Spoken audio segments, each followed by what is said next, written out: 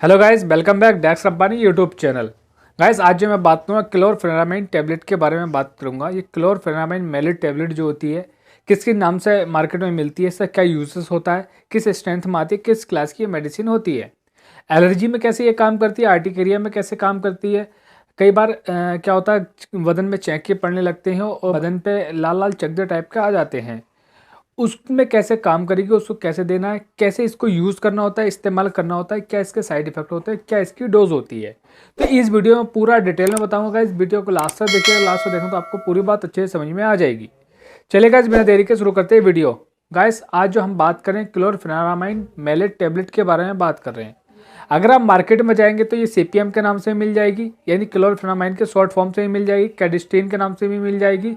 और इसकी स्ट्रेंथ जो मार्केट में 2 mg और 4 mg आती है। ये एंटी हिस्टामिन क्लास की मेडिसिन होती है। अब इसके अगर जनरल यूजेस की बात करें तो इसकी चीज में इस्तेमाल में लाया जाता है, तो इसके यूजेस बहुत ध्यान से सुनिएगा। क्लोरफेनामाइन मेलेट जो होता है, खांसी वाली अगर आप टैबलेट खाएंगे तो खांसी में भी आराम करती है, एलर्जी में भी आराम करती है, आर्टिकेरिया यानी शीत पित्ती टाइप की हो जाती है तो उसमें भी आराम करती है।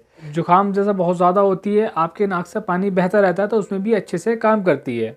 नाक की म्यूकस मेम्ब्रेन में यानी नाक में सूजन वगैरह हो जाती है तो सूजन को भी कम करती है, स्वेलिंग को भी कम करती है। कोई भी इन्फेक्शन होता है एलर्जी की वजह से, एलर्जी की रिएक्शन रहती है तो एलर्जी को भी ये कम करती है। यानी किसी के अगर बॉडी पे एलर्जी होती है तो उसमें भी इसको दिया जाता है।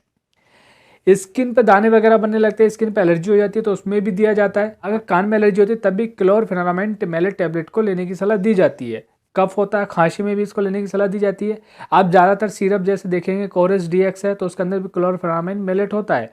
ये जैसे सोल्बिनकोल टैबलेट है, सोल्बिनकोल सिरप है, तो इनके अंदर भी क्लोरफेनामाइन साल्ट होता है। ये जो खांसी में भी काम करता है, ये क्या एंटी एलर्जिक की तरह काम करेगा। यानी जो आपकी गले में एलर्जी होगी या आपकी नाक कान में एलर्जी होगी तो उसको ये दूर करेगा। जब एलर्जी वगैरह कम हो जाती है तो खांसी वगैरह भी ठीक होने लगती है। या फिर फेफड़ों में एलर्जी वगैरह होती है, जब खांसी आती है तो फेफड़ों में एलर्जिक रिएक्शन हो जाती है, फेफड़ों में स्वेलिंग आती है, क्लोरफेनामाइन मेलेट टैबलेट जो उसको भी आराम करती है।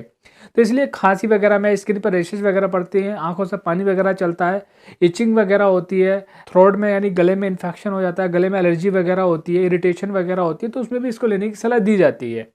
क्लोरफेनामाइन मेलेट टैबलेट जो बहुत सारे कामों में इस्तेमाल में लाई जाती है, चाहे एलर्जी हो, खांसी जुकाम हो या फिर आपके स्किन पे किसी भी तरह के लिए, तब भी इसको लेने की सलाह दी जाती है। एनाफाइलेक्टिक का अगर शौक हो जाता है तब उसमें भी लेने की इसको सलाह दी जाती है। कई बार अगर कोई दवा रिएक्शन कर जाती है तब भी इसको लेने की सलाह दी जाती है।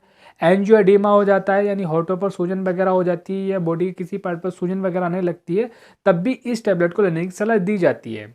कंजक्टिवाइटिस हो जाता है, जैसे आपने कुछ समय पहले देखा होगा कि आई फ्लू बहुत चला था। कंजक्टिवाइटिस तरह की एक कंडीशन हो रही थी जिसमें आंखों में स्वेलिंग, आंखों में रेडनेस, लाल लाल आंखें हो रही थी, तो उसमें भी क्लोरफेनामाइन टैबलेट जो काम करती है। अब अगर इसके डोज की बात करें तो इसको एसओएस भी दिया जाती है, यानी जब इसकी ज़रूरत होती है तब भी दिया जाता है। बाकी इसको प्रिस्क्राइब भी किया जाता है, यानी सुबह शाम में भी इसको ले सकते हैं। 2 से 3 बार भी दिया जा सकता है दिन में, या सुबह शाम भी इसको दिया जा सकता है।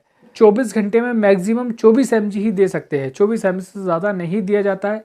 ये अब डिवाइड करना पड़ता है डोज के हिसाब से, जैसे सुबह दोपहर शाम देना है तो 8 या 24, सुबह तीनों टाइम में 8-8 mg आप दे सकते हैं।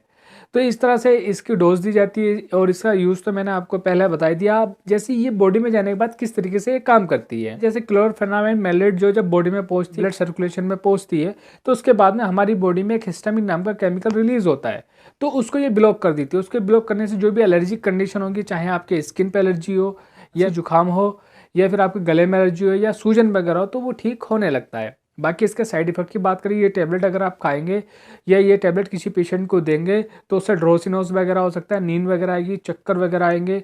बाकी उससे कॉन्स्टिपेशन और नोजे जैसी फीलिंग भी हो सकती है। अगर सावधानियों की बात करें किस किस के साथ में इसको नहीं देना होता है, तो अल्कोहल के साथ में बिल्कुल भी नहीं देना होता है।